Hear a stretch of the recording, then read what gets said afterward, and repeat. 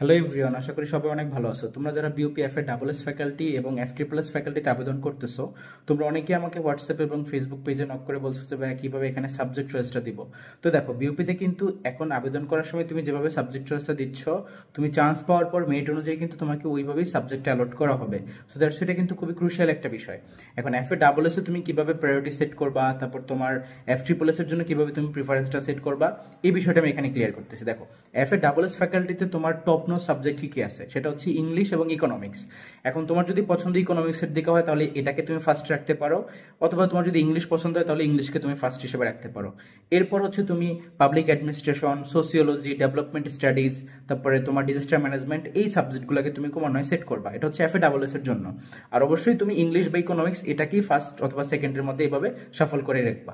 এরপর তোমার F triple S ফ্যাকাল্টিতে যদি বলি, সেখানে কিন্তু তোমার ল আছে, আইআর আছে, তারপর তোমার জার্নালিজম আছে, এছাড়া নতুন আরেকটা সাবজেক্ট অ্যাড হয়েছে, সেটা হচ্ছে তোমার পিচ কনফ্লিক্ট। তো দেখো, তুমি সেখানে অবশ্যই লকে ফার্স্ট চয়েস রাখবা, এরপর হচ্ছে আইআর, তারপরে জার্নালিজম, এরপর লাস্টে হচ্ছে তোমার পিচ কনফ্লিক্ট। এভাবে তুমি তোমার নিজের প্রেফারেন্সটা সেট করে তুমি তোমার সাবজেক্ট চয়েসটা দিতে পারো। এবং যখন তুমি চান্স পাবা, তোমার মেরিট পজিশন আসবে, তখন এই যে প্রেফারেন্স, এই অনুযায়ী তোমাকে কিন্তু অ্যালট করা হবে।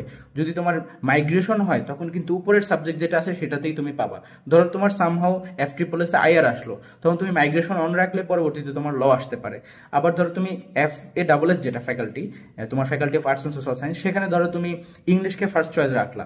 এখন তোমার সামহাও পাবলিক অ্যাডমিনিস্ট্রেশন আসলো তোমার মেরিট অনুযায়ী, কিন্তু তুমি মাইগ্রেশন অন রাখলা, পরবর্তীতে তোমার ইংলিশটাও চলে আসতে পারে। তো এই জন্য আমি বলবো যে তোমরা এভাবে নিজেদের পছন্দটা সেট করতে পারো। বাট যদি এরকম হয় যে তুমি প্রথমেই রেখে দিছো পাবলিক অ্যাডমিনিস্ট্রেশন, তাহলে কিন্তু তুমি আর ইংলিশটা পাবো না, কারণ তোমার এটা যদি মাইগ্রেশন হয় ডিরেক্টলি ওইটা চলে আসবে।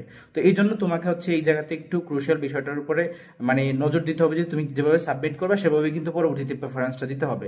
কারণ আমাদের সময় বিউপিতে কিন্তু ভাইবা ছিল, তখন আমরা ভাইভাতে গিয়ে নিজেদের প্রেফারেন্সটা চাইলে চেঞ্জ করতে পারতাম। বাট এখন তো আর ভাইবা নাই, তুমি যে পরীক্ষা দিবা সেখানে মেরিট আসবে, দেন অটোমেটিক তোমার যে এই যে সাবজেক্ট চয়েস লিস্ট আছে বা তোমার প্রেফারেন্স আছে, এইভাবেই তোমাকে সাবজেক্ট অ্যালট করে দেওয়া হবে। তো এটা অবশ্যই সবাই মাথায় রাখবে এবং এভাবে তুমি তোমার পছন্দটা সেট করতে পারো। তো সবার জন্য শুভকামনা। আল্লাহ হাফেজ, ভালো থেকো।